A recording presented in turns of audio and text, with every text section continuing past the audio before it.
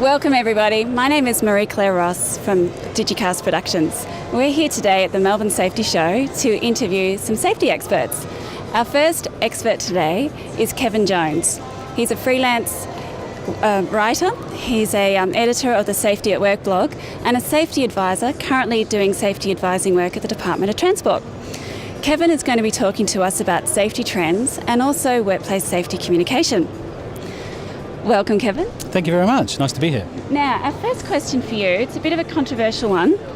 Paperwork. It's a bit of a contentious issue in the safety industry, but you believe that that paperwork can be important. How does paperwork help companies with safety? Well, I think what you've got is that there's a lot of comments about a disparaging term of red tape. It came in particularly recently in the UK with the red tape challenge, a very political phrase to use as well.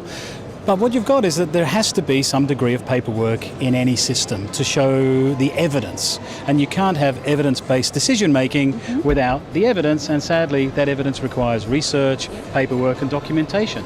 So there's that a major element of any system, but also you have to provide that evidence to other organisations, to the regulators, to insurance companies, to workers' compensation agents. So there's a range of essential paperwork. There may be some you can get rid of, some paperwork, but it's not really as bad an issue as I believe is being made out. Okay. Now, communication is really important in any business, and talking to staff about safety issues needs people to be really open about it. There is some concern about new legislation about consulting with your workforce about safety. Tell us what this is about and why it's beneficial. I think the new legislation is not new in all states, but there is a new duty on people to consult. And in the past, consultation would be, I tell you what to do. But now it's I listen to you before we decide what to do. So it's a two-way dialogue that needs to be worked on safety. Now that's become a legislative requirement. So some people are thinking, oh, how do I talk to my workers, or how do I talk to my people without giving up some of my authority and the decision making and who takes the risk and all of that sort of thing. So safety is all about talking to people who know, talking to people who do, and talking. If you talk, you listen, you research, your decision that you have to make on safety is far more valid and far more secure because you've talked broadly and you've got the best available information. Now, one of the traits of a successful company is that every department talks to other departments. When it comes to being good at safety, best-in-class companies have a collaborative approach. Tell us more about this.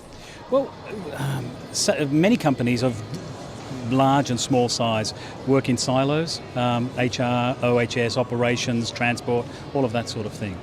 But it wasn't so long ago that we actually had managers in companies who were integrated systems managers. So you had the quality talking to environment, talking to safety, talking to operations. Again, it came down to structural consultation.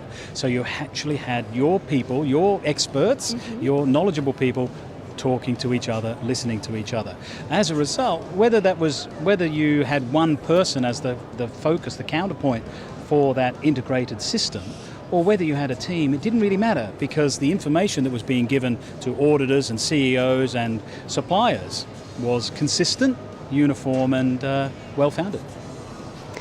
And it's now being realised that safety needs to be designed into equipment and even houses. Tell us more about safety in design. It's long been held that the safety can be a big cost if it's being retrofitted to things. So you build something, then you have to build safety into it or onto it. That costs a lot because you're mucking around with the original structure and design. So if you consider all of the safety elements at the design phase and talk about safety early on, you're more likely to reduce your business costs enormously in terms of constructing something or designing plans because you've reduced the risks of people misusing it, people falling off, things falling down. But also the issue of safe design is right from the design all the way through to disposal. So you're seeing that, in fact, in electronics goods nowadays, where they're building in, and cars as well, where they're building in recyclable, redundant, removal and recycling. So the concept's there, but it also needs to be looked at in terms of the things we build, the things we buy, but also the way we manage. The safety has to be designed into your system from the very first to the very end and maintained through a process of continuous improvement. Brilliant. Well, that's it. Thank you very much for your input today. There was some really interesting answers that we've got there.